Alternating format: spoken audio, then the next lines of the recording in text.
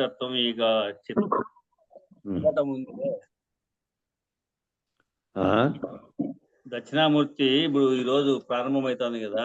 దక్షిణామూర్తి ఆ చిత్రపటం ఉందే, చిత్రపటం యొక్క వివరణ. వీళ్ళు నలుగురు ఏమో ఇది సనత్ కుమారుడు, వీళ్ళు ఎవరు సనక సనందనాథులు. ప్రారంభమైన చెప్పుకుందాంలే, అది చెప్పని ప్రారంభమైన చెప్పమని రికార్డు పెట్టలేదు. ఏమో మరి మనం నలుగురే ఉన్నారు. ఈ మధ్యలో మాత్రం ఆ రాక్షసుడు అనే దానికి ఎక్కడో వివరణ చదివినా మళ్ళీ చెబుదాం అది.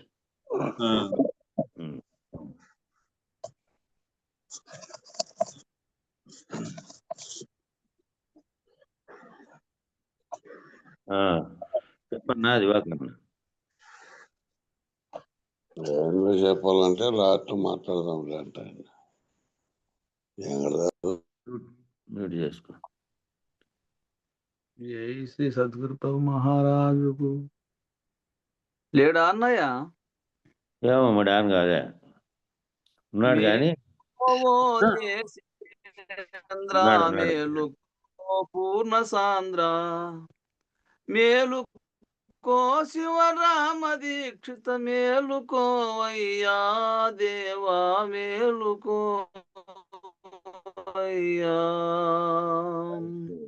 భ్రమేణాకం భ్రమేణత్వం భ్రమోపాసకా జనః, భ్రమేణేశ్వర భావత్వం భ్రమమూలమిదం జగత్తు. భ్రాంతి చేత నేను నీవును భ్రాంతియే ఈశ్వర జగత్తని, భ్రాంతియే సర్వం బటంచు విభ్రాంతులను జేయా, ఈ జగద్భ్రాంతి విడదీయా దేవా మేలుకో. త్యజ ధర్మమధర్మం చ ఉభే సత్యానృతే త్యజ, ఉభే సత్యానృతే త్యక్త్వా ఏన త్యజసి తత్వజా. ధర్మ ధర్మములాలు రెంటిలో మర్మమును బోధించి విడుమని, మర్మమెరిగిన జ్ఞాతయౌనన్నసలు విడుమనగా, గురు కట్నమును గొనగా దేవా మేలుకో. గురుణావరణ త్యాగ కనావరణముత్తమం, పరిపూర్ణం పూర్ణమేవా పూర్ణాచల సముద్రవత్తు.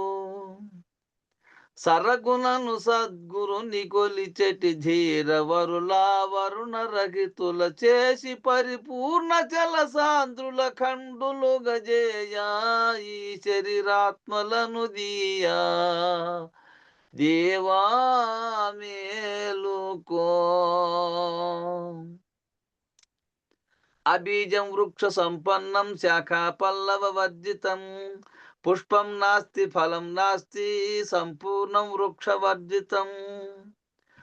అష్టవిధ ప్రకృతుల చేతను సృష్టి కారణమాయననుచును, స్పష్టముగా శోధించి చూచిన బీజరహితమని, నిర్బీజ బ్రహ్మమని దేవా మేలుకో.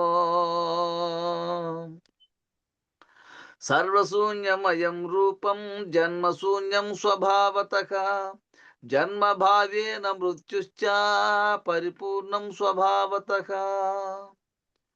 జరయు మృతులను లేని పూర్ణము విరివిగను జన్మంబు శూన్యము, తరచదానందేమి లేకను దండిగున్నదని, పరిపూర్ణ బ్రహ్మమని దేవా మేలుకో.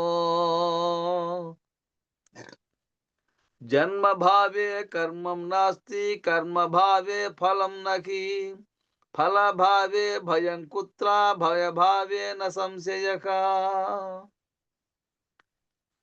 దేశికామి కరుణ చేతను ఈ శరీరద్వయము పోయిన, నాశమవు జన్మ కర్మ ఫలభితులేశమైనాను, నిస్సంశయముగాను దేవా మేలుకో. ఇంద్రజాలమిదం సర్వం యథా మరుమరీచిక, అఖండితమనాకారం వర్తతే కేవలం శివం. ఉండిలేనిది ఇంద్రజాలము ఎండమావుల వలెను దోచును. ఖండితముగా నట్టి అచల పూర్ణ బ్రహ్మమునా పరిపూర్ణ బ్రహ్మమునా దేవా మేలుకో. శుద్ధే సుషుప్తా వివచ తస్మన్నాహం కదాచన తద్వత్సదాపి యన్నాస్తి ప్రపంచం నాస్తి తస్య వై. షుప్తియందున నేను లేనటు జప్తి లేనా పూర్ణ బ్రహ్మము. జప్తి లేక నిర్లిప్తులై సుషుప్తి జందగను సౌజ్ఞప్తి విడిచియునో దేవా మేలుకో. యథానాకం తథా శుద్ధం తస్మాత్ శుద్ధేన నిర్ణయః. జగదస్తితి కో వేద నాస్తికో నచ నిర్ణయః. లేని నేనను నేను ఎన్నడు లేకపోవునుగానిదెన్నడు. నేనుగా నా పూర్ణ బ్రహ్మను నిర్ణయించదని వర్ణించలేనిదని దేవా మేలుకో. ఆత్మాతీతం కేవలాత్మో దేహో నాస్తి కదాచన. అస్తి నాస్తి కో వేద నిర్ణయో నాస్తి సర్వదా. అద్వితీయము అచల పూర్ణము ప్రకృతి ద్వయ దోషరహితము. సద్విచారణ కేవలాత్మను ఎవ్వరెరుగుదురు నివ్వెరను పొందుదురు దేవా మేలుకో. శాస్త్రజ్ఞానం బహుక్లేశం బుద్ధేశ్చలన కారణం. ఉపదేశార్థరేద్బుద్ధ్యా రమతే సర్వకర్మషు. బుద్ధి చాంచల్యమును చేసును శాస్త్రజ్ఞానము బహుక్లేశము. హద్దు మీరక గురుని ముఖమున పద్ధతి నిగినినా శుద్ధైన మార్గమునా దేవా మేలుకో. ఉల్కాహస్త యథా కచ్చిత ద్రవ్యమాలోక్యతాంచ జేత్తు. జ్ఞానేన జ్ఞేయమాలోక్య పశ్చాజ్ఞానం పరిత్యజేత్తు. తిమిరమందుననున్న వస్తువు అమల జ్యోతి వెదకి విడుచును. జ్యోతి నటువలె ఉన్న జ్ఞప్తి జ్ఞేయమెరుగుమని తజ్ఞప్తి విడువుమని దేవా మేలుకో. జ్ఞానమజ్ఞానినం దృష్ట్వా ద్వయోత్సజతి నిశ్చయః. ద్వయోత్సజతి యజ్ఞానం తజ్ఞానం చ పరిత్యజేత్తు.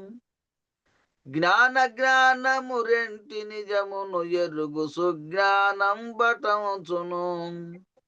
జ్ఞానజ్ఞానము ద్వంద్వమనుచును విడుచు సుజ్ఞానము. తజ్ఞానరహితమే పూర్ణ స్థితి న్యాయం దేవా మేలుకో.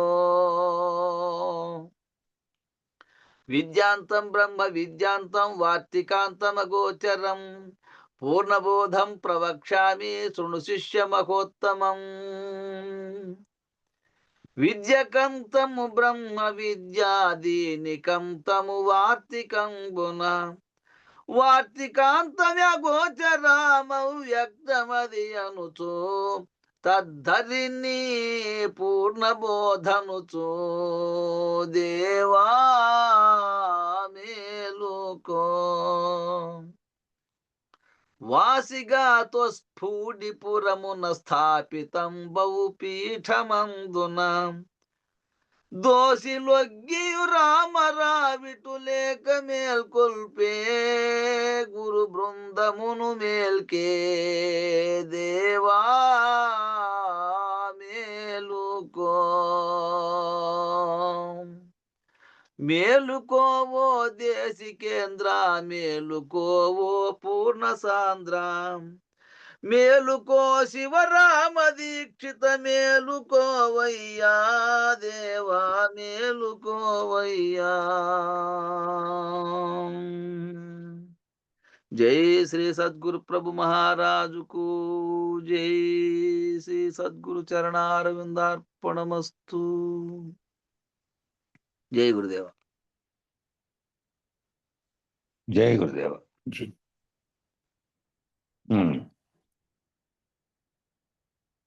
వెంకటదాస్ చిత్రాన్ని గురించి అడిగా.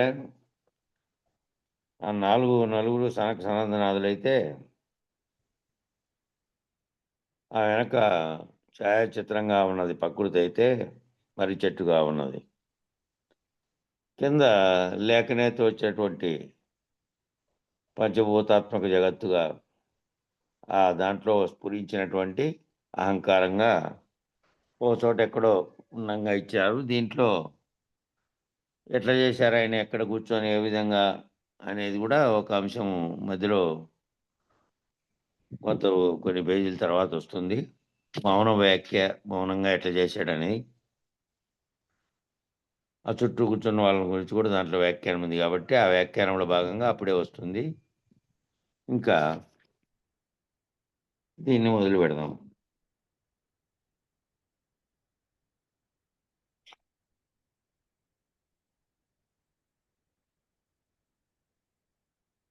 మొదట దాంట్లో కీర్తి ప్రార్థనలో భాగంగా చెప్పేటప్పుడే గురవే సర్వలోకానాం నిదయే సర్వ విద్యానాం విషయే భౌరోగినాం శ్రీ దక్షిణామూర్తే నమః అని అన్నారు.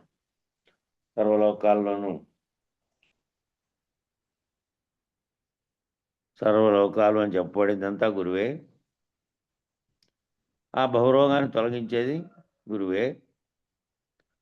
సర్వ విద్యలకు కూడా నిధిగా ఉన్నది ఆ దక్షిణామూర్తి నుంచి తెలుసుకున్నదే అనే అర్థంలో దాన్ని చెప్పారు. ఇక్కడ ముందు మాట ఈ గ్రంథానికి విజ్ఞాన స్వరూప్ గారు రాశారు.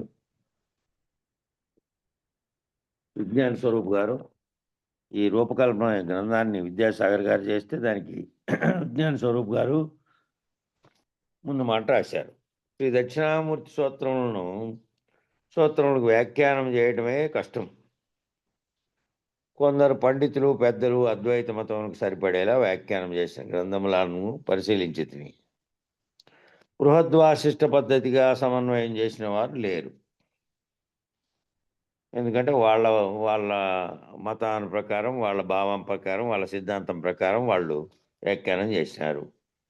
బృహద్వాసిష్ట పద్ధతిలో ఎవరు చేయలేదు, ఇతరులు పరిశీలించినాను అని చెప్తున్నాడు. స్వానుభవ జ్ఞానమును అనుసరించి దర్శనముల ద్వారా అధిగమించినటువంటి స్వానుభవ జ్ఞానం ఒకటి, తర్వాత దర్శనముల ద్వారా పొందినటువంటి అంటే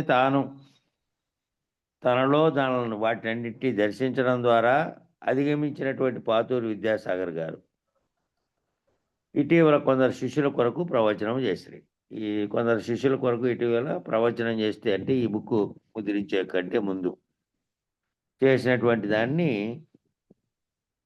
ఈ విధంగా ప్రవచనం చేసిన దాన్ని తీసుకున్నారు వీళ్ళు గ్రంథంగా. ఈ ప్రవచనమును కొందరు శిష్యులు వినుచు నమోదు చేసిరి. దాన్ని అంతా నమోదు చేశారు. శిష్యులు వినేవాళ్ళే నమోదు చేశారు రాసుకొని ఎప్పటికప్పుడు. దాన్ని మరలా వినుచు రాసిరి. మరలా వినుకుంటూ అంతా మొత్తం అయిపోయే వరకు రాశారు.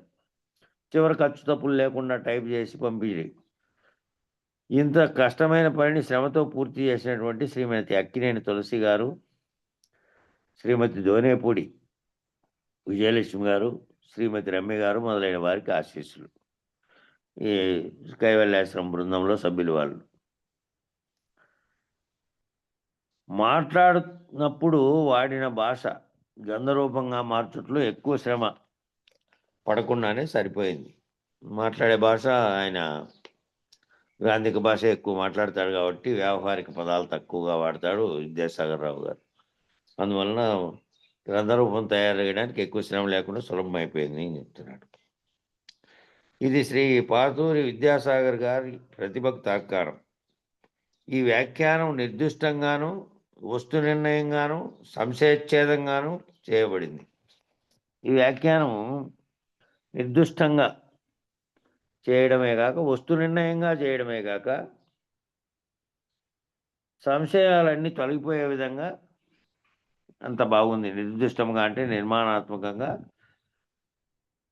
వస్తు నిర్ణయంగా దాంట్లో చెప్పబడినటువంటి అంశాలు వస్తు నిర్ణయ పద్ధతిలో సంశయాలన్నీ తొలగించే విధంగా చేయబడింది. దశల వారీగా ఎంతవరకు సాధన అవసరమో, ఆపై దర్శన పద్ధతిగాను, దశల వారీగా సాధన అనేది ఎంతవరకు అవసరము, మొదలుపెట్టినప్పటి నుంచి సాధకుడు అని అంటున్నాం. మళ్ళీ ఆ సాధనలు అయిపోయిన తర్వాత ఏ సాధన నీకెందుకు అని అంటున్నాం.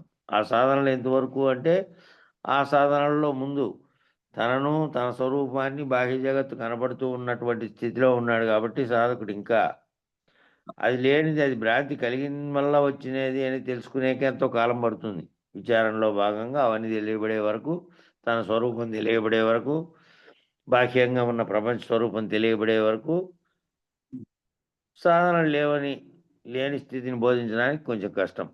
కాబట్టి అట్లా ఎంతవరకు దశల వారీగా సాధన అవసరమో, ఆపై దర్శన పద్ధతిగాను, ఆ తర్వాత దర్శన పద్ధతి ఏదైతే జరిగిందో విచారణాపరంగా జరిగినటువంటి దాన్ని సొంతంగా అనుభవంలోకి తీసుకోవడమే దర్శన పద్ధతి.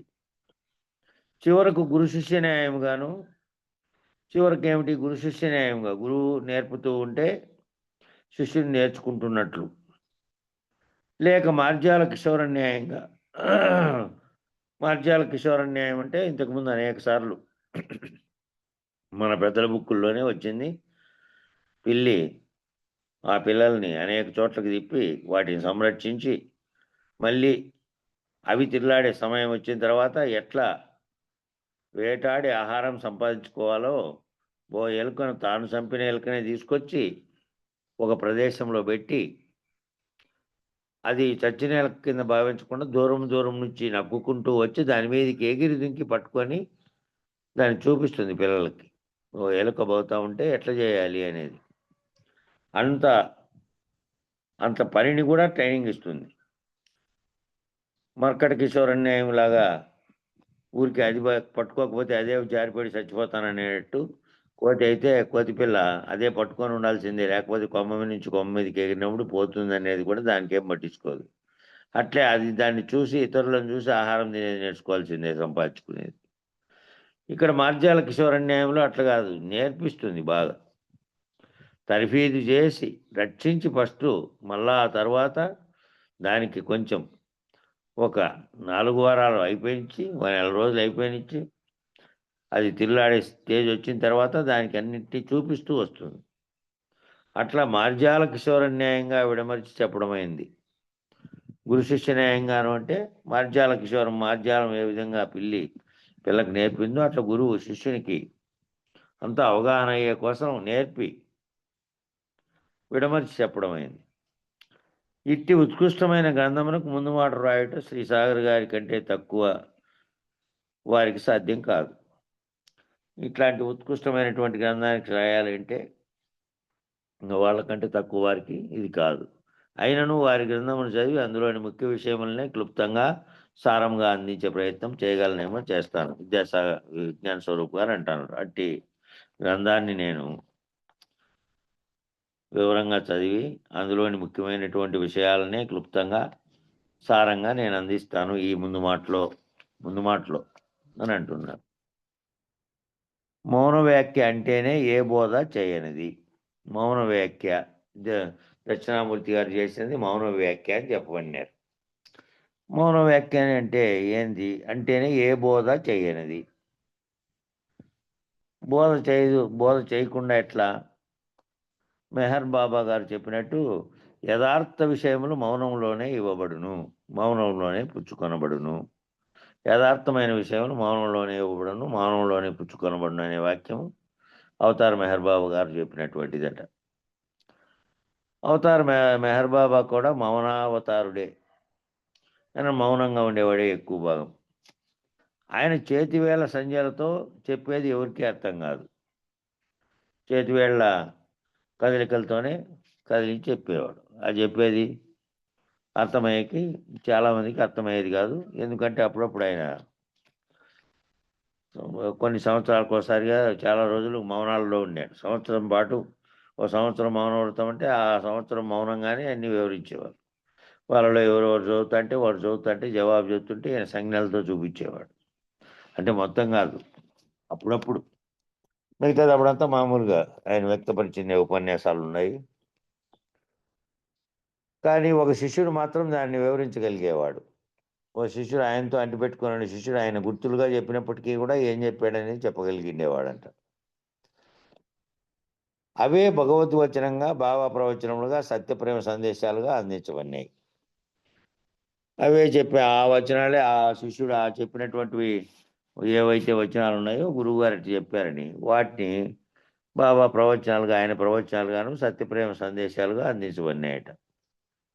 మౌన వ్యాఖ్య అంటే బుద్ధి పరిధికి అతీత స్థితిలో స్థితప్రజ్ఞుడైన సశిష్యునికి అతని యోగ్యతను బట్టి నిర్వాసన మౌన ముద్రాంకితుడైనటువంటి సద్గురుమూర్తి ఆ శిష్యునిలో భ్రాంతిరహితము స్వరూప నిర్ణయం జరిగినట్లు చేసే ఆంతరికమైనటువంటి రహస్యము. మౌన వ్యాఖ్య అంటే ఏంటంటే బుద్ధి పరిధికి అతీత స్థితిలో,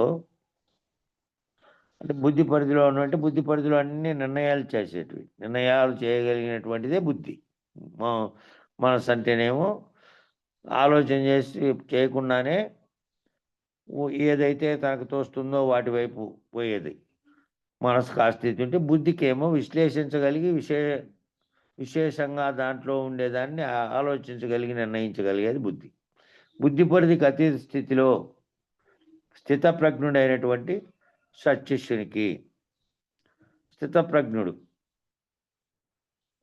ప్రజ్ఞ ఏ ప్రజ్ఞతో అయితే సర్వమును తెలుసుకొని దాంట్లో స్థిరమైపోయిన వాడు ఉన్నాడో, ఆరూఢుడైనటువంటి వాడు ఉన్నాడో వారిని స్థితప్రజ్ఞుడు అన్నారు. స్థితప్రజ్ఞుడైనటువంటి సత్శిష్యునికి అతని యోగ్యతను బట్టి అతను ఏ విధంగా తెలుసుకోగలిగిన స్థితిలోకి ఎదిగాడు అనే దాన్ని బట్టి, అతని యోగ్యతను బట్టి నిర్వాసన మౌన ముద్రాంకితుడైనటువంటి సద్గురుమూర్తి అప్పటికే ఆల్రెడీ ఎరుక రహితమై అశరీరుడై వాసనలన్నీ ఏమీ లేకుండా తనలో అనుభూతులుగా ఉన్నటువంటివన్నిటిని తొలగించుకొని, భ్రాంతులన్నీ తొలగించుకొని నిర్వాసన మౌనముద్ర, ఏ రకమైనటువంటి మౌనముద్ర కూడా ఎటువంటిది ఉంది అంటే లోపల ఈ సంకల్ప వికల్పాలు అనేటివి కలగకుండా మనస్సును పెట్టుకోగలిగినటువంటి మౌనముద్రాంకితులైనటువంటి సద్గురుమూర్తి. మళ్ళీ ఆ శిష్యుడు ఎవరైతే ఆశ్రయించారో ఆ శిష్యునిలోని భ్రాంతి రహితము స్వరూప నిర్ణయం జరిగినట్లు చేసేటువంటి, అతనికి చెప్పడం ద్వారా, ఈ చూపించడం ద్వారానే భ్రాంతి రహితము స్వరూప నిర్ణయము చేసేటువంటి ఆంతరికమైనటువంటి రహస్యము. ఏవైతే సూచన చేసినప్పుడు చేసేకి కొన్ని గుర్తుల ద్వారా ఉదాహరించి ఏ విధంగా చెప్తారో అట్లా ఆంతరికమైనటువంటి రహస్యమైనటువంటి విషయం. అట్టి సమర్థులైనటువంటి వారు దక్షిణామూర్తి.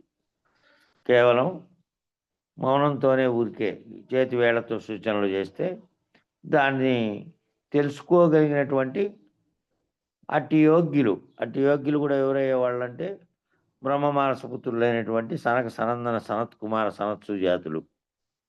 వారు బ్రహ్మనిష్ఠులు. వారికి కావాల్సింది పరబ్రహ్మ సిద్ధి. దేనికి ఆశ్రయించారంటే పరబ్రహ్మ సిద్ధి అని దాని కొరకు ఆశ్రయించారు. అందించబడిన పద్ధతి ఏమో మౌన వ్యాఖ్య. అందించబడిన పద్ధతి ఏంది? బోధ విచారణ ఇప్పుడు మనం చేసుకుంటున్నటువంటి పద్ధతిలో కాకుండా మౌనంగా జరిగింది. అది మౌన వ్యాఖ్య. దీని వివరం విద్యాసాగర్ గారి ప్రవచనంలో కనుగొనగలం. మనం విద్యాసాగర్ గారి ప్రవచనం యొక్క కార్యరూపమే గ్రంథం ఇది. ప్రవచనం చెప్పిన చోటు నుంచి సేకరించినటువంటి అనేక రోజులుగా జరిగినవన్నీ రాసుకున్నటువంటి ఆ అమ్మగారుల పేర్లు ముందు వచ్చాయి కదా, వాళ్ళు రాసుకొని దీన్ని అంతటికీ రూపకల్పన చేశారట. అట్లా చేసినటువంటి ఈ ప్రవచనం యొక్క మౌన వ్యాఖ్యలో దీంట్లో ఈ అందించబడిన మౌన వాక్య వివరం అంతా కనుక్కోగలం మనం అని చెప్పారు. మౌన వ్యాఖ్య ద్వారా నిష్క్రియ నిర్వికల్ప సమాధిలో గురు శిష్యుల మధ్య గురోరుచిష్ట భోజనం వలె. మౌన వ్యాఖ్య ఎట్లా ఉందంటే, మౌన వ్యాఖ్య ద్వారా నిష్క్రియ అంటే ఏ క్రియ లేదు, చేసే ఏ పని లేకుండా, నిర్వికల్ప సమాధిలో ఏ సంకల్పాలు లేకుండా ఉన్నటువంటి సమాధి స్థితిలో గురు శిష్యుల మధ్య జరుగుతున్నటువంటి గురోరుచిష్ట భోజనం, గురువుగారి ఉచ్చిష్టంలోంచి వచ్చినటువంటి భోజనం, గురువుగారి ఎంగిల్లే భోజనం అన్నట్టు దానికి మామూలు అర్థం తీసుకోవాలంటే. అంటే గురువుగారు చెబుతున్న వాక్యాలే భోజనముగా స్వీకరించి శిష్యుడు గురువుగారు చూపిస్తున్నటువంటి మార్గాన్ని కనుక్కొని తాను తీసుకోవడమే, స్వీకరించడమే ఇంకా గురోచిష్ట భోజనం. ఆ గురువుగారి యొక్క ఎంగిల్ ద్వారా వచ్చినవి, గురువుగారి నోటి నుంచి వచ్చినవి అని అర్థం. ఆ గురోచిష్ట భోజనం వలె జ్ఞానోపదేశం జరిగి ఐక్యతాసిద్ధి జరుగును. జ్ఞానోపదేశం జరిగి ఐక్యతాసిద్ధి అయిపోతుంది. ఇంకా దీనికి పంచ వివేకములు తోడ్పడినని సూచించారు. దీనికి ఇది అట్లా కావాలంటే, అట్లా ఐక్యతాసిద్ధి, ఆ జ్ఞానోపదేశం జరిగి ఐక్యతాసిద్ధి జరగాలంటే 5 వివేకాలని, అవి 5 వివేకాలు తోడ్పడతాయట దానికి. ఆ 5 వివేకాలు ఉంటేనే తోడ్పడతాయి అది కనుక్కోవడానికి. ఆ 5 వివేకాలు లేకుండా ఉంటే అట్లా సూచించినటువంటి దాన్ని అంత సులభంగా ఆ శిష్యుడు కనుక్కోలేడు. అవి చెప్పారు 5. ఆ 5 ఏంటివంటే, ఒకటేమో నిత్యానిత్య వస్తు వివేకం ద్వారా జగద్భ్రాంతి నశించాలి. నిత్యము అనిత్యము ఏది, నిత్యమేది అనిత్యమేది, నిత్యంగా చెప్పబడింది ఏం చేస్తోంది, అది చైతన్యంగా నామరూపాత్మకం లేకుండా ఉంది. ఇదేమో వస్తు వివేకంగా ఉన్నటువంటి వస్తువుగా ఉన్నటువంటిదంతా కూడా అన్ని సమస్త వస్తు సముదాయము ప్రకృతితో కలిపి జగత్తనిగా ఏర్పడింది. ఇదంతా వస్తు సముదాయంగా ఉంది. అది ఏ వస్తువు అన్నా కానీ, రాయి, బండగుండ, నీళ్లు, పర్వతాలు, కొండలు, సమస్త ప్రకృతి పంచభూతాత్మకమైనటువంటి కనపడకుండా ఉండే తన్మాత్రల రూపంగా కార్యరూపంగా ధరించబడినటువంటి పంచభూతాలు కూడా దాంట్లోనే అన్నీ ఉన్నాయి. ఇవన్నీ కనపడుతున్నప్పటికీ గాలి, అందులో ఉన్నటువంటివి, ఆకాశంగా ఉన్నటువంటి అవకాశం ఇచ్చేది అన్నీ కూడా దాంట్లోనే ఉన్నాయి కదా.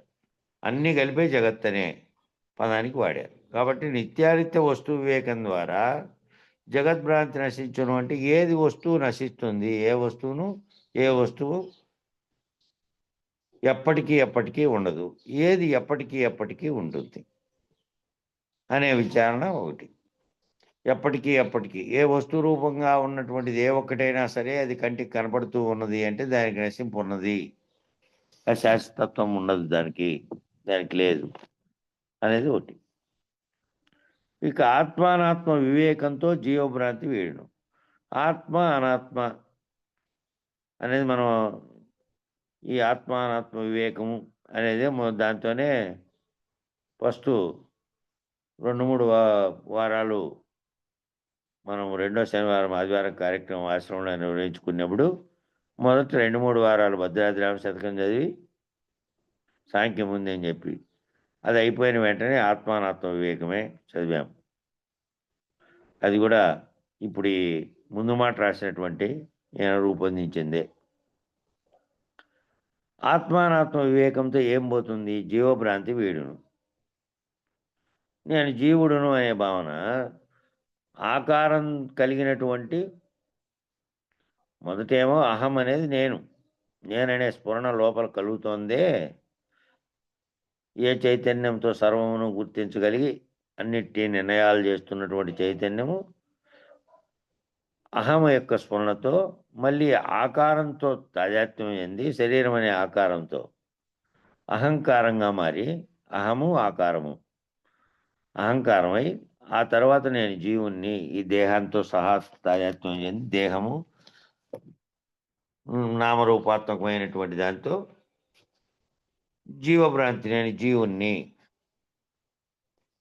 అని ఇంకొక ఈశ్వరుడు ఉన్నాడు జగత్తుకంతటికి ఈ చైతన్యాన్ని అందించి జగత్ పాలకుడుగా భావించేటువంటిది ఉంది అని అన్నారు. దాని వివేకంతో ఏం చేశారు? ఆత్మానాత్మ వివేకం అంటే మళ్ళీ విచారణ జరుపుకుంటూ పోయినప్పుడు ఇవన్నీ లేనివిగా తెలియబడినప్పుడు ఏ చైతన్యం అయితే మొదట సంకల్పించి దానితో అవ్యక్తంగా ఉన్న స్థితిలో నుంచి వ్యక్తమయ్యి పంచతన్మాత్రలతోనూ గుణాలతోనూ కలిసి మళ్ళీ ఈ పరిణామం జగత్ పరిణామంగా ఏర్పడి మళ్ళీ వాటిలో పుట్టినటువంటి అనేకమైనటువంటి ఏకం భవతి అని ఏకం కావాలి. నేను నా స్వరూపాన్ని మళ్ళీ ఇంకొక ప్రతిబింబ రూపంలో చూసుకోవాలి.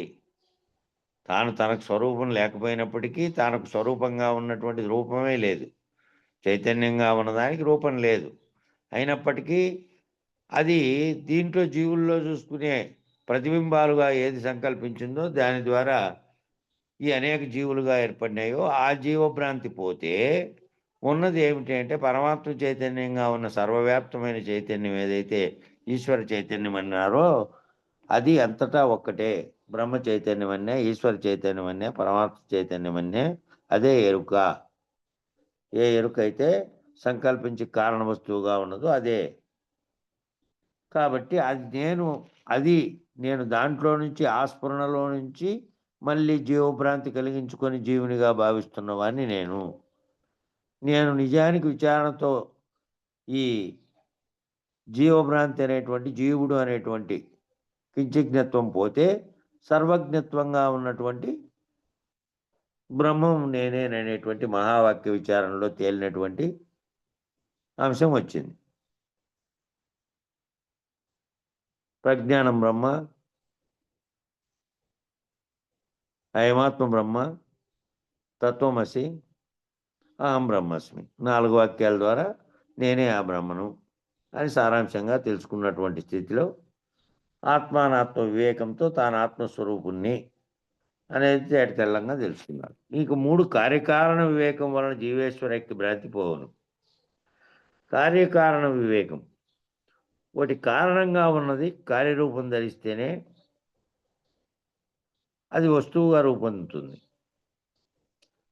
కారణం ఎప్పుడూ కూడా వస్తువు రూపంగా భౌతికంగా కనపడదు. కారణం చైతన్యంగా ఉంటే కార్యరూపం ధరించిందంతా వస్తు రూపం అవుతుంది. కాబట్టి అంతకుముందు కారణ రూపంగా ఉన్నటువంటిది కార్యరూపం, పంచతన్మాత్రలు కూడా కారణ రూపంగా ఉన్నటువంటి వాటివి అవి దీనితో కార్యరూపం ధరించేటప్పటికీ ఈ జగత్ అనే ప్రకృతి అంతా కూడా కార్యరూపం ధరించినటువంటి అంతకుముందు కారణంగా ఉన్నటువంటి వాటి వల్ల వచ్చింది. కాబట్టి కార్యకారణంలో జీవుడనే కార్యము కారణరూపంలో ఉన్నటువంటి బ్రహ్మత్వం, ఈశ్వరత్వం అనే దానివల్ల ఏర్పడింది. దాని సంకల్పం చేత ఏర్పడింది. అది కారణ రూపంలో ఉంది. దానికి ఏమో కార్యరూపంగా ధరించినటువంటి ఉపాధి ఏమీ లేదు. అక్కడ ఉపాధి అనేది ఎట్లుంది? అది బ్రహ్మాండం అనేటువంటి ఉపాధిగా ఉంది. అది బ్రహ్మాండం అనే ఉపాధిగా ఉంటే అది ఒక వ్యష్టిలాగా వ్యష్టి రూపంగా ఉన్నటువంటి ఉపాధిగా లేదు. కారణ రూపంలో ఉంది. కార్యరూపం ధరించేతలకే ఈ జీవుడనే వాడుగాను జీవులు అనేకమైన జీవులు, ఈ జీవుడు ఒకడే కాక అనేక జీవులుగా ఉన్నప్పటికీ వాటి చైతన్యంలో వాటి బుద్ధి వికాసం లేదు. కాబట్టి మానవునికైతే బుద్ధి వికాసం ఉండి వీడు మళ్ళా తాదాత్మ్యం చెంది శరీరం నేననేటువంటి భావనలో జీవభ్రాంతిలో తాను తనకు అతీతంగా ఒక చైతన్య స్వరూపం ఉన్నది అనేటువంటి ఈశ్వరత్వము జీవేశ్వరైక్యమైనటువంటి భ్రాంతి. ఆ భ్రాంతి కూడా పోతుంది అంటే ఎక్కడ కార్యకారణ వివేకం తెలిసిన తర్వాత కార్యకారణాలు రెండు కూడా లేనివేను, అంతకుముందు వ్యక్తం కాకముందు ఒక్కటే ఉన్నది, పరిపూర్ణమనే బయలులాగా ఉన్నటువంటి ఖాళీగా ఉన్నటువంటి నిశ్చలంగా కదలకుండా ఉన్నటువంటి ఏ రకమైన పరిణామ వికారం లేనటువంటి దేనికి కారణం కానటువంటిది ఒకటే ఉంది. ఈ రెండు ఏర్పడక ముందు, జగద్భ్రాంతి కలక్క ముందు. అది కలిగిన తర్వాత దాంట్లో వచ్చినవి ఇవే. ఆ సంకల్పం చేత వచ్చిన జీవుడు అనేది ఈశ్వరుడు అనే భ్రాంతి, కార్యకారణ వివేకాలు తెలిసిన తర్వాత, కారణ వస్తువు నశించిన తర్వాత, దాన్ని పోగొట్టుకున్న తర్వాత కారణ భ్రాంతి, కార్యంగా ధరించినటువంటి భ్రాంతి, 2 భ్రాంతులు పోయిన తర్వాత జీవేశ్వర భ్రాంతి పోతుంది. ఉండే భ్రాంతి జీవేశ్వర భ్రాంతి పోయిన తర్వాత ఉన్నది ఒక్కటే. అదేమి ఏ రకమైన భ్రాంతి లేదు అందులో భావించే కూడా. అప్పుడు భావమే లేదు. ఎరుకరహితమైనటువంటి స్థితిలో ఉన్నటువంటిది అది. సదసద్ వివేకం ద్వారా జీవ బ్రహ్మైక్యతా భ్రాంతి తెలుగును. సత్తు అసత్ అనేటువంటి వివేకం ద్వారానేమో ఈ జీవుడు బ్రహ్మము ఒక్కటి అనేది ఈ మహావాక్య విచారం ద్వారా తేలినటువంటి నీవే బ్రహ్మం అన్నటువంటిది. నువ్వు దాంట్లో ఐక్యం కావాలి అనేటువంటిది కూడా విచారణలో సాధకుడుగా ఉన్నప్పుడు తెలుసుకోగలగడానికి ఉపయోగించిందే. అది లేనిదని తెలిసిన తర్వాత, అది కూడా ఆ బ్రహ్మైక్యతా భ్రాంతి కూడా తొలగిన తర్వాత, సత్తు అసత్ అనేటువంటి వివేకాన్ని తెలియబడిన తర్వాత అది కూడా తొలగిపోయింది. ఇక లాస్ట్గా ఏంది? దృక్దృశ్య వివేకం ద్వారా పరమాత్మ నిర్ణయం జరగవలను. దృక్కు దృశ్య వివేకం ద్వారా కనబడేదంతా కూడా మన నామరూపాత్మకమైనటువంటి ప్రపంచంగా, జీవుడు ఒకడే పేరు కాదు, ప్రపంచము అనే దాంట్లో ఉన్న సర్వ వస్తువులకు పేర్లు ఎవరు ఎరికే పెట్టింది. అది గుండు, ఇది రాయి, ఇది సర్వం కనబడేటువంటి, అది ఆకాశం, ఇది పంచభూతాల్లో, ఇది గాలి, ఇట్లా స్పర్శ కలిగితే గాలి, ఇట్లా జలంలా ఉంటే అది నీళ్లు. ఈ అన్నిటికీ సర్వ వస్తువులకి పేర్లు పెట్టినటువంటి ఉంది. కాబట్టి దృశ్య వివేకంలో కనపడేటువంటివన్నీ కూడా కనపడే వస్తు రూపం ధరించినవి, కనపడకుండా కూడా తన్మాత్ర స్థితిలోనే ఉన్నటువంటివి, ఆకాశంగా కనపడుతున్నటువంటి, శూన్యంగా అంతటా ఉంది. అది కూడా ఆ దాంట్లో ఏముంది? ఆవరణ ఉంది. ఏమంటే అంతటా అంటే పరిపూర్ణంలాగా సర్వత్రా ములుగు సంది లేకుండా ఉన్నటువంటి ఆవరణం కాదు, అటువంటి బయలు కాదు. బయలు స్వరూపంగానే ఉన్నప్పటికీ ఆవరణ స్వరూపంగా ఉండి అన్నిటికీ అవకాశం ఇచ్చింది. ఆ అవకాశం ఇచ్చిన దాంట్లో ఈ వస్తు జగత్తంతా ఉంది. కనపడుతున్నటువంటి జగత్తంతా కంటికి కనపడేదాన్ని దృశ్యము అంటారు. దృక్కు అంటే దృష్టి. ఆ రెండింటి వివేకం ద్వారా ద్రష్ట లేకుండా కనకపోతే, ద్రష్ట చూసేవాని యొక్క భ్రాంతిలో కనపడుతున్నటువంటివే ఇది. ఒకప్పుడు లేదు, ఇప్పుడు ఉన్నట్టుగా తోస్తోంది. ఈ తోస్తున్న దానిని నువ్వు రహితపరుచుకుంటే నీకే దృశ్యము తోచే దృశ్యమంతా కళలో వచ్చే దృశ్యాల్లాగా అయిపోతాయి. దృశ్యరహితమైనటువంటి స్థితి ఏర్పడుతుంది. కాబట్టి దృక్దృశ్య వివేకం ద్వారా ద్రష్టే లేకుండా అయిపోతే ఉన్నటువంటిదే పరమాత్మ నిర్ణయం జరగాలంటే ఒక్కటే ఉన్నది. అది దీనికి కారణమైనటువంటి వస్తువుగా చెప్పబడినటువంటి ఇదిగా, దాన్ని ఆ దృక్దృశ్య వివేకం ద్వారా పరమాత్మ నిర్ణయం జరగవలను. అంటే పరముగా ఉన్నటువంటిది ఏది? ఈ ఆత్మగా ఉన్నటువంటిదేమో సర్వప్రకాశాన్ని కలిగించినటువంటి దానికి కారణమైనటువంటిది అయింది. సర్వ సృష్టికి కారణమైనటువంటి పరమాత్మ అనేటిదే ఈ ఆత్మ చైతన్యం లాంటిదే సర్వంగా ఉన్నటువంటి పరమాత్మ చైతన్యంగా ఉంది. ఆ నిర్ణయం జరగడానికి ఆ విచారణ అంతా దాటి వరకు ఉపయోగం. ఈ సాధన అంతా దీనిలోనే జరిగింది. ఇవన్నీ సాధన స్థాయిలో జరిగినటువంటివే. ఆఖరిగా నువ్వు రహితమైపోతే ఆ దృశ్యము కూడా లేదు, ద్రష్ట కూడా లేకుండా ఉన్నటువంటి స్థితి ఆఖరిలో కలుగుతుంది. తదుపరి మౌన వాక్య పద్ధతిలో సశిష్యుడు కడతేరును. ఇంక మన తదుపరి ఏముంది? నువ్వు లేవు, నువ్వు నేను ఇద్దరు లేనటువంటి స్థితి, గురువు లేనటువంటి స్థితి. మౌన పద్ధతిలోనే ఈ లేనటువంటి ఈ బయలులో కనబడుతున్న దృశ్యమే లేదు. ఈ ఖాళీగా ఉన్నటువంటి నీకు నాకు మధ్య ఉన్నటువంటి ప్రదేశమే సర్వవ్యాప్తమై ఉన్నటువంటి దాంట్లోనే అదే ఉంది. ఆ దాంట్లో ఈ మధ్యలో వచ్చి ఈ జగత్తుగా పరిణమించినది కూడా వస్తు ప్రపంచంగా మధ్యలో కనబడుతోంది. ఆ దృశ్యం కలిగించుకుంటే కనపడడానికి ఆస్కారము లేనటువంటి బయలే ఎప్పటికీ ఉంది. అప్పుడు సశిష్యుడు కడతేరినాడు. సశిష్యుడు కూడా లేడు. ఆ మౌన వాక్య పద్ధతి దాన్ని దానికి చెప్పినటువంటిదే, దాని మీద వ్యాఖ్యానం చెప్పినటువంటిదే ఈ సర్వము దీంట్లో చెప్పినటువంటి మా దక్షిణామూర్తి తత్వంలో వివరించబడింది. మొదటి 3 వివేకాల వలన త్రిపుటి అంతరిస్తుంది. 3 వివేకాలు ఇక్కడ చెప్పినటువంటి 5 వివేకాల్లో మొదటి 3 వివేకాల వల్ల త్రిపుటి నిత్యానిత్య వస్తు వివేకం ద్వారా జగద్భ్రాంతి, ఆత్మానాత్మ వివేకంతో జీవభ్రాంతి, కార్యకారణ వివేకం వల్ల జీవేశ్వరైక్య భ్రాంతి. మొదటి 3 వివేకాల వల్ల త్రిపుటి పోతుంది. త్రిపుటి ఎందుకంటే ద్రష్టవాడు దృష్టి దృశ్యంగా కనపడుతున్నది. ఈ మూడు దానివల్ల పోతుంది. ఈ చివరి 2 వివేకాల వల్ల ద్విపుటి రహితమవుతుంది. చివరి 2 వివేకాలు అంటే సత్తు అసత్తు యొక్క వివేకము ద్వారా జీవముడు బ్రహ్మము అనేటువంటి భ్రాంతి పోతుంది. దృశ్య వివేకం ద్వారా పరమాత్మ నిర్ణయం జరగాలంటే ద్రష్ట ఎవడుంటే ద్రష్ట ఉండి చూస్తున్నాడు దృశ్యాన్ని. ఈ కల్పిత జగత్తుగా ఉన్నటువంటి ఆవరణను వరకు ఉన్నటువంటి దాన్ని మీరితే ఉన్నటువంటి పరము అనే దాన్ని తెలుసుకోవడానికి ఇది కూడా తొలగిపోతే, ద్రష్ట తొలగిపోతే, ద్రష్ట ఉన్నంతసేపే, ద్రష్ట భావించినంతసేపే దృష్టి దృశ్యము అనేటివి ఉన్నాయి. ఇక ఈ 2 వివేకాల వల్ల ద్విపుటి రహితమవుతుంది. త్రిపుటిని దాటిన వాడు బ్రహ్మము, ఆ త్రిపుటిని దాటిన వాడేమో బ్రహ్మమైతే, ద్విపుటి రహితమైతే పరబ్రహ్మమే. ద్రష్ట దృష్టి ఆ 2 రహితమైనటువంటి స్థితిలో పరబ్రహ్మమే. ఇంకా విచారణ ద్వారా తెలుసుకున్నదేమో జ్ఞాతం ద్రష్టం ప్రవేష్టం అనేది వేరే శ్లోకంలో వచ్చింది, మధ్యలో రావచ్చు అది కూడా. జ్ఞాతే దృష్టి చేత దాన్ని తెలుసుకున్నాడు. ప్రవేష్టం అంటే అది అయినాడు, తాను తెలుసుకొని ఆ భావాన్ని పొంది. విచారణ ద్వారా తెలుసుకున్నది ఏంటంటే జ్ఞాతం అన్నిటినీ ఆయా స్థితులలో దర్శించుతూ పోయినది ద్రష్టం, దర్శించిన స్థితులలో ప్రవేశించి అనుభూతి నిర్ణయములు జరుగుటేమో ప్రవేష్టం.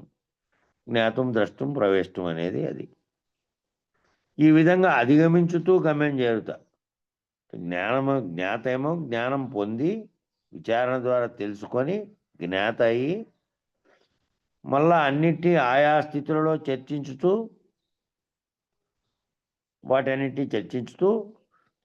చర్చించిన దాన్ని తన మనసులోకి తెలియబడితే తాను దర్శించినట్టు, తన భావనలో అది దర్శించబడాలి. ఆ విచారించినటువంటి అంశం ఏదైతే తెలుసుకున్నాడో జ్ఞాత, అది ఆయా స్థితులను అన్నిటి విచారణ చేసినటువంటి స్థితుల్ని తనలో దర్శించగలగాలి, తాను చూడగలగాలి, తాను భావించగలగాలి తన భావనలో. అప్పుడు దాన్ని దర్శించినట్టు.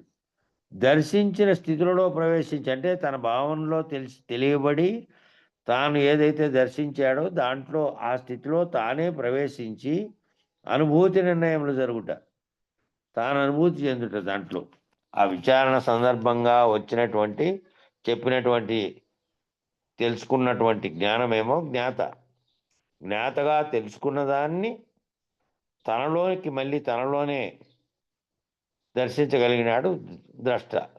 దర్శించిన స్థితిలోకి ప్రవేశించి మళ్ళీ అనుభూతి నిర్ణయములు జరుగుటేమో తానే ఆ దర్శించిన దాన్ని అనుభూతి చెందడమేమో ప్రవేశం. ఈ విధంగా అధిగమించుతూ గమ్యం చేరుట, అధిగమించుతూ ఒక్కొక్క దాని నుంచి అధిగమించి గమ్యం చేరితే అధిగచ్చతి. జ్ఞాతం ద్రష్టం ప్రవేశం అధిగచ్చతి అని 4 రకాలైనటువంటి 4 దశలు చెప్పారు. 4 దశలు సత్శిష్యుడైనటువంటి వాడు 4 దశలలో తెలుసుకోబడితే ఆ 4వ దశ అధిగచ్చతి. దీనిలన్నింటినీ అధిగమించడం 4వ దశ. ఇవన్నీ తెలుసుకునే విచారణలో భాగంగా తెలుసుకుంటూ వీటిని మళ్ళీ అధిగమించడమే అధిగచ్చతి అంటే. అధిగమించినటువంటి స్థితిలో పోవాలి, వీటిని దాటేసినటువంటి స్థితిలోకి పోవాలి అధిగచ్చతి అంటే. ఈ 4 దశల్లో ప్రయాణించి తుదకు కడతేరుతాడు. 4 దశల్లో ప్రయాణించిన తర్వాత అధిగచ్చతి అంటే వీటిని అధిగమించిన తర్వాత, ఈ భ్రాంతులన్నీ పోయిన తర్వాత, ఇవన్నీ విచారణ సందర్భంగా నీ భావ స్థితిలోకి వచ్చిన తర్వాత నువ్వు వాటిని స్వయంగా నీ అనుభూతిలో ఆ చర్చకు వచ్చిన అంశాలు భావనలో పొందుపరచబడిన తర్వాత ఇంక దాన్ని అధిగమించేది. మళ్ళీ దాన్ని అధిగమిస్తే ఏది భావం చేసిందో, ఏది నిర్ణయం చేసిందో అంతవరకు ఆ నిర్ణయం అంతా, ఆ విచారణ అంతా కూడా ఆ శిష్యుడికి తెలియబడే కోసమే. ఆ గురువు కూడా ఒకప్పుడు తాను శిష్యుడిగా ఉన్నప్పుడు వాళ్ళ గురువు దగ్గర అట్లా శిష్యుడిగా ఉండి దాన్ని అధిగమించడానికి తాను విచారణ జరిపి తన భావనలోనే దాన్ని గురించి దర్శించుకొని దాన్ని మళ్ళా తానే అదిగా మారి, తానే ఆ భావంగా, ఆ స్థితిగా మారి, ఆ స్థితిలో నుంచి కూడా అధిగమించడం అనేటువంటి 4 దశల్లో ప్రయాణించి తుదకు కడతేరుతాడు. మాయా స్వరూపమందు తోచే సృష్టిని 4 విధాలుగా సూచించారు. మాయా స్వరూపంలో తోచేటువంటి సృష్టిని, ఒకటేమో బాహ్యమందు స్థావర జంగమాత్మక సృష్టి, బాహ్యంలో జరిగేటువంటి స్థావర జంగమాత్మకమైనటువంటి, స్థావరంలో అంటే ఈ చెట్లులా ఉండేటివి, ప్రకృతిలో ఉండేటువంటి, కదలకుండా ఓ చోటు ఉండేటివి, ప్రకృతిలో కడిగేటువంటి కదలకుండా ఓ చోటు ఉండేటువంటి స్థావరాలు. జంగమాలంటే కదిలేటివి, పశుపక్షాదులు, క్రిమి కీటకాదులు, జీవులతో సహా సర్వము కూడా చలనములో ఉన్నాయి, కదులుతూ ఉన్నాయి. ఇక అంతరమందు జీవ సృష్టి, అంతరంలో జీవుడు అనే భావం కలుగుతున్నటువంటి సృష్టి ఎక్కడ జరిగింది? అంతరంగం అనే దాంట్లో నేననే స్పృహ వల్ల కలిగినటువంటిది మళ్ళా శరీరంతో తాదాత్మ్యమై జీవుడు అనే దాంతో ఏర్పడింది. ఆధార పద్ధతిగా ఉన్నదంతా బ్రహ్మ సృష్టి. ఆధార పద్ధతిలో ఉన్నదంతా, దీనికి అంతటికీ ఆధారంగా ఉన్నటువంటిదంతా కూడా బ్రహ్మ సృష్టి. అంటే ముందు అవ్యక్తంగా ఉన్న స్థితిలో నుంచి వ్యక్తం కావాలనే సంకల్పంతో కలుపుకొని వచ్చి ఈ జగత్తంతా ఏర్పడడానికి కారణమైనది. ఆధార పద్ధతిగా ఉన్నదంతా బ్రహ్మ సృష్టి. అఖండాకారమై బిందు రూపమైనదేమో విశ్వ సృష్టి. అఖండాకారంగా ఉన్నది బిందు రూపంగా ఉండి, ఆ బిందువే కారణమైనటువంటి బిందువు ఏదైతే ఉందో ఈ సర్వమునకు ఆ బిందు రూపమైనది ఏది అంటే విశ్వ సృష్టి. ఈ 4 మళ్ళీ వివరణాత్మకంగా మళ్ళా కింద వస్తాయి. ఆ సందర్భంలో వాటిని మళ్ళా వివరించుకుందాం.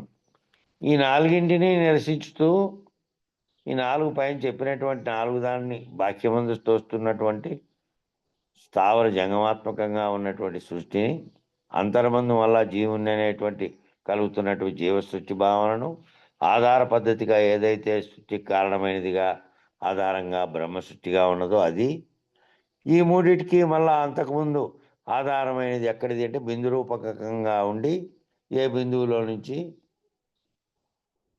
మళ్ళా అఖండాకారంగా మారి, ఆ బిందువు చుట్టూ పక్కనే ఓ అనేది ఏర్పడి ఓంగా మారినటువంటి దానికి అకారములతో కలిపి ఆ ఒక అవ్యక్తంగా ప్రణవంగా ఉన్న శబ్దం ఏదైతే తన్మాత్రలు కలగడానికి శబ్దాన్ని కలిగించి, ఆ శబ్దంలో నుంచి ఇతరంగా వచ్చినటువంటివన్నీ కూడా ఏర్పడడానికి కారణమైందో ఆ బిందువుగా ఉన్నటువంటి బిందు రూపమైనటువంటి విశ్వ సృష్టి. ఈ 4ంటిని నిరసించుతూ రహిత పద్ధతిగా క్రమ పురోగతిని సాధించినటువంటి సత్శిష్యుడు అనంతుడై లేనివాడై ఉండును. ఈ 4ంటిని నిరసిస్తూ రహిత పద్ధతిలో బోధన తెలుసుకున్నటువంటి వాడు, రహిత పద్ధతిగా క్రమ పురోగతిని సాధించినటువంటి సత్శిష్యుడు ఏమైతే అనంతుడై, అంతం లేనివాడై అనంతుడుగా అయిపోయి అంతటా ఉన్నటువంటి బయలులాగా, బయలు అనేది అనంతం, ఆది లేదు అంతము లేదు, అనంతంగా సర్వవ్యాప్తమైనటువంటి ములుగుచనానికి కూడా సందు లేక అంతటా ఉన్నది, అనంతమై ఉంది. అది లేనివాడై ఉండును. లేనివాడు దాంట్లో లేనిది, అది ఉన్నది అని చెప్పడానికి ఏమీ లేదో, సర్వవ్యాప్తమైనప్పటికీ చలనం లేకుండా ఏ విధంగా ఉందో, కదిలేది లేకపోతే దృష్టికి తోచేదో లేకపోతే ఉన్నదని గుర్తించడానికి కూడా వీలు కానీ ఏమీ కానీ లేకుండా కేవలం ఊహాత్మకంగా తెలుసుకోవాల్సింది మాత్రమే అయి ఉందో, ఆ స్థితిలో ఈ తెలుసుకున్నటువంటి వాడు కూడా అవుతాడు. నాలుగింటిని నిరసిస్తూ ఎవరైతే ఈ విధమైన పద్ధతిలో పురోగతి సాధించారో అయ్యో నానా సంభవం ఎందుకు చేస్తాడు.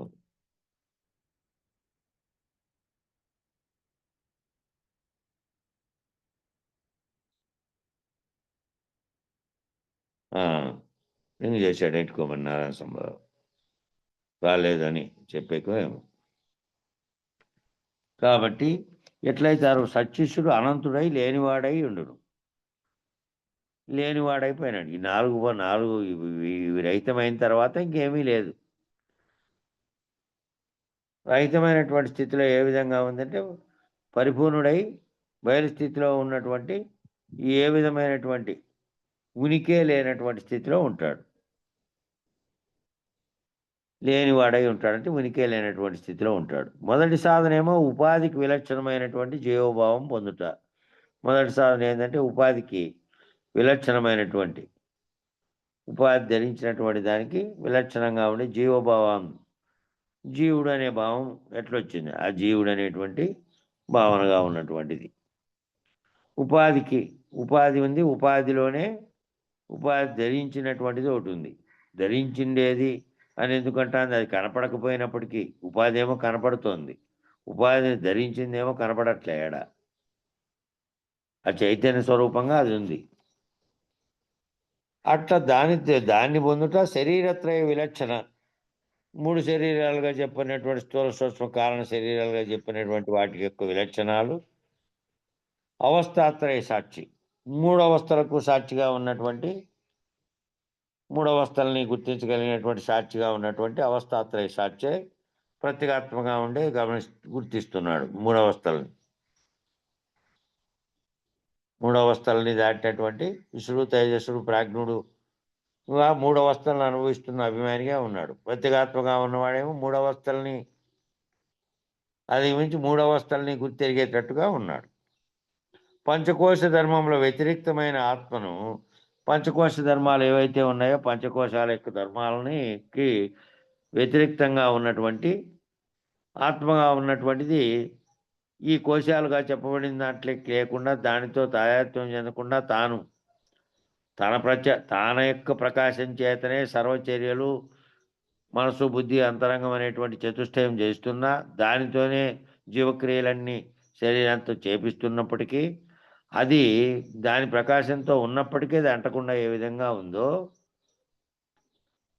ఆ వ్యతిరేక్తమైనటువంటి స్థితిలో ఉన్నటువంటి ఆత్మను స్వానుభవంలోకి తెచ్చుకొనుట, ఆ ఆత్మను స్వానుభవంలోకి తెచ్చుకొనుట, ఆత్మగా ఉండి పలుకుతున్నటువంటి సర్వం పలుకుతున్నటువంటి ఏదైతే గుర్తెరిగే చైతన్యంగా ఉన్నదో అదే ఆత్మగా అనేటువంటి, అదే నేనుగా తాదాత్మ్యం చెందిన తర్వాత నేనని పలుకుతోంది, శరీరం నేనని భావిస్తున్నది అదే. అది చైతన్యంగా సర్వజీవుల్లోనూ ఉన్నది. ఎవరెవరు నేను, అతను, ఇతను, ఆయన, ఈయన అని పలుకుతున్నదే అది ఎప్పుడైతే జీవునిలో తాదాత్మ్యం చెందినప్పుడే అంటోంది. వాళ్ళు, వీళ్ళు, ఆయన, ఈయన, నేను అనేటువంటి, నువ్వు అనేటువంటి అది. దాని యొక్క సర్వవ్యాపక స్థితిని తెలుసుకుని ఉంటే ఆ ఆత్మే పరమాత్మగా ఉన్నటువంటి చైతన్యంగా ఉన్నదే సర్వవ్యాప్తమైనటువంటి దాంట్లో ఉంది. దీనిలోకి ఉపాధిలోకి వచ్చి ధరించిన తర్వాత, దానితో తాదాత్మ్యం చెందిన తర్వాత నువ్వు నేనుగా పరిణమిస్తోంది. నిజానికి ఆత్మ పరమాత్మ స్థితిలో సర్వవ్యాప్తమైనటువంటి స్థితిలో ఉన్నది అని, నేను ఇది కాదు, దీన్ని ధరించి దీని ఆవరణగా ఉన్నప్పటికీ దీని యొక్క అసలు స్వరూపం అక్కడ ఉన్నది అని దాన్ని స్వానుభవంలోకి తెచ్చుకొనటం మొదలైనటువంటి సాధనలన్నీ కూడా, సాధనా ఫలితాలన్నీ కూడా ఇంతవరకే. ఇవన్నీ తెలుసుకోవడం వరకే ఈ సాధనా ఫలితాలన్నీ కూడా వీటి వరకే. తాను ఆత్మస్వరూపుడుగా ఉన్నటువంటివి తెలుసుకునే అంతటి వరకే అవన్నీ ఆ సాధనా ఫలితాలు. ఆ పైన ఆత్మనిష్ఠుడైనటువంటి సత్శిష్యుడు బ్రహ్మానుసంధానం ద్వారా బ్రహ్మనిష్ఠుడు కావాలను. ఆ పైన ఏం కావాలి ఇంకంటే, తానే బ్రహ్మం అన్నారు కదా, తాను బ్రహ్మం అంటే తాను ఏ విధంగా ఉండాలి, బ్రహ్మానుసంధానం ద్వారా బ్రహ్మనిష్ఠుడైనటువంటి వాడు. ఇది కూడా ఒక ప్రత్యేకమైన సాధన కిందకే వచ్చును. తాను బ్రహ్మమును అని. బ్రహ్మము కూడా రహితమైనటువంటి సాధనలు లేనటువంటి స్థితి ఏంటంటే, పరిపూర్ణుడైనటువంటి, తాను రహితుడైనటువంటి, తాననే స్ఫురణ కూడా లేనటువంటి, ఎరుక రహితమైనటువంటి అశరీరైనటువంటి వాడు గాఢ నిద్రావస్థలో తన్ను మరచిన స్థితిలో ఏ విధంగా ఉన్నాడో ఆ స్థితిని జాగ్రత్తలో అనుభవించేవాడు. అట్లా బ్రహ్మనిష్ఠుడు అయినటువంటి వాడు ఎవరు అంటే, నేను ఆత్మస్వరూపంగా ఉన్నటువంటి సర్వవ్యాప్తమైన బ్రహ్మము అనేది నేను, ఈ ఆత్మ పరమాత్మగా ఉన్నది, బ్రహ్మనిష్ఠుణ్ణి నేను అనేటువంటి ఆ బ్రహ్మానుసంధానమైనటువంటి అది కూడా పోవాలి. అది కూడా ప్రత్యేకమైన సాధన కిందకి వస్తుంటుంది. మళ్ళీ ఈ సాధనలన్నీ అధిగమించిన తర్వాత నేను బ్రహ్మం అనేది కూడా ఒక రకమైన సాధన కిందకే వస్తుంది. కాబట్టి ఇట్టి అనుసంధానము మహావాక్య దర్పణ నిర్ణయ పద్ధతిగా మహావాక్యాలు నిర్ణయించి, మహావాక్యాల దర్పణ అన్నాడు. మహావాక్యాలు 4 మహావాక్యాలు దాన్ని దర్శించి దర్పణ నిర్ణయ పద్ధతిగా చేయవలసిందంటే, అద్దంలో చూసుకుంటే ప్రతిబింబం ఉన్నట్టుగా, బింబం ఉంటేనే ప్రతిబింబం ఉంటుంది. ఆ నిర్ణయ పద్ధతిగా చేయవలసి ఉన్నది. పిమ్మట బ్రహ్మనిష్ఠైనటువంటి వాడు ఏం చేయాలంటే, వార్తీక నిర్ణయ పద్ధతిగా, లక్షణ పద్ధతిగా గురు సూచన చేత పరబ్రహ్మ పదమును సిద్ధింపజేసుకోను. పెదప ఏం చేస్తున్నాడు? పెదప బ్రహ్మనిష్ఠుడుగా ఉన్నటువంటి వాడు వార్తీక నిర్ణయ పద్ధతిగా, వార్తీకమైనటువంటి కృష్ణదేశకేంద్రులు రాసినటువంటి దాన్ని చదివినాం మనం ఒకసారి. ఆల్రెడీ కొన్ని బుక్కులు తెచ్చి మళ్ళా ఆ చదివే సమయంలో అందరికీ కావాలంటే అవి కూడా తెచ్చి ఇస్తిమి. తర్వాత దాన్ని లక్షణ పద్ధతిగా గురు సూచన చేత, మళ్ళీ ఆఖరుగా ఏమిటంటే, గురు సూచన చేత తాను లేకుండా పోయినటువంటి రైతులైనటువంటి స్థితిలో అధిగమిస్తే, ఇక ఇదంతా ఏమిటి? అంతకుముందు జరిగిందంతా సాధనా పద్ధతి, ఆ తర్వాత జరిగిందేమో ఈ వార్తీక పద్ధతి, నిర్ణయ పద్ధతి. వార్తీకంగా నిర్ణయించబడేది అంతకుముందు చెప్పినటువంటి సిద్ధాంతంలోని మర్మాన్ని వాస్తవిక స్థితిలో తాను తెలుసుకోబడి, తాను దర్శించబడి, తనలో నిర్ణయం చేసుకోబడి, లక్షణ పద్ధతిగా గురు సూచన చేత పరబ్రహ్మను సిద్ధింపజేసుకున్నాడు. ఇంక ఇక్కడే మౌనవాక్యలో అందించుట అనేది ఇంకా ఆఖరి స్థితిలో వచ్చినటువంటి స్థితిలో మౌనవాక్యలో అందించుట అనేది ఇక్కడే అందించుట పుచ్చుకొనట అనేది జరిగి, గురు శిష్యులు అనేటువంటి గుర్తుల ఎరుక నశించి, గురు శిష్యులు అనేటువంటివి 2 గుర్తులుగానే ఉన్నాయి. అప్పటి వరకు శిష్యులు అనే గుర్తు, గురువు అనే గుర్తు 2 వేరువేరుగా భావించారు. కాబట్టి అప్పటి వరకు ఆయన వివరించేటువంటి జ్ఞాన స్వరూపుడుగా ఉన్నాడు, ఆయనే జ్ఞాన జ్యోతిగా ఉన్నాడు. ఈయనేమో అంతవరకు భౌతిక స్థితిలో ఉన్నటువంటి కర్పూరంలాగా ఉన్నాడు. ఇంకా ఆఖరికేమో 2 పోయిన తర్వాత ఆ గుర్తులు అనేటువంటి 2 గుర్తులుగా ఉన్నటువంటి గుర్తులు పోయి ఎరుక నశించి బయలే ఉన్నట్లుండను. బయలే ఉంది, బయలు ఉన్నట్లున్నదట అని చెప్పడానికి కూడా మళ్ళీ తాను ఎవరైతే ఆ విచారణ చేసి ఆ గురువు ద్వారా తాను రహితమైపోయినాడో ఇంక చెప్పడానికి ఆయన లేడు, ఆయన గురువు లేరు. బయలే ఉన్నట్లుంటుంది. ఇంకా అది పోయిన తర్వాత దీనినే తిరిగి రాని మోక్షం అందరు. తిరిగి రాని మోక్షం అంటే తిరిగి సంకల్పించేదే లేదు, సంకల్ప వికల్పములు అనేటివి లేవు, ఆ గుర్తించేటువంటి గుర్తు లేదు, ఎరుక లేదు. కాబట్టి అది ఉన్నంత కాలం చేస్తూనే ఉంటుంది. కాబట్టి చేస్తున్న సర్వ వ్యవహారికంలో జరుగుతున్నదంతా కళగా భావించింది. కాబట్టి ఈ కళ నుంచి గురువు చేత మేల్కొల్పబడింది. కాబట్టి ఇంకా ఏదీ లేదు. తిరిగి రాని మోక్షం అని దాన్ని అన్నారు. సమయం సరిపోయింది, ఇంకా కొంచెం ఉంది, ఇంకొక పేజీ. అది అయిపోయి ఇంకా గురుస్థుతి అనేది రేపు దీంట్లో చెప్పినవి. ఇది తర్వాత గచ్చామ శ్లోకము, ధ్యాన శ్లోకాలు దీంట్లో పెడతానండి. మళ్ళా ఫోన్లో పెడతాను. మంగళం చెప్పండి అన్న. నిర్వికారాయ సకల నిత్య ముక్తిదాయకాయ నిర్గుణాయ నిర్మలాయ నిత్య మంగళం సగుణ నిర్గుణ రహితాయ సంకల్పవర్జితాయ సర్వసాక్షతీతునకు సత్యమంగళం సత్తు చిత్తు సమసిపోయే శత్రు సంహారణాయ వత్తి లేని దీపము నీకిస్తు మంగళం. చేష్టలన్నీ ఉడిగిపోయే చేసేదేమి లేకపోయే శేషమ్మ మనసు మీలు చేరే మంగళం. పరిపూర్ణాయ సకల భవ్య దివ్య రూపాయ పరశురామాయ సీతారామ మంగళం. నిర్వికారాయ సకల నిత్య ముక్తిదాయకాయ నిర్గుణాయ నిర్మలాయ నిత్య మంగళం. మంగళం గురుదేవాయ మఖనీయ గుణాత్మనే సర్వలోక శరణ్యాయ సాధురూపాయ మంగళం. జై శ్రీ సద్గురు ప్రభు మహారాజుకు జై. పూర్ణానంద పుల్లయాజులకు జై. ఆనంద కృష్ణమూర్త్యాజులకు జై. అనంత కోటి భక్త మండలికి జై. సర్వం శ్రీ సద్గురు చరణారవిందార్పణమస్తు.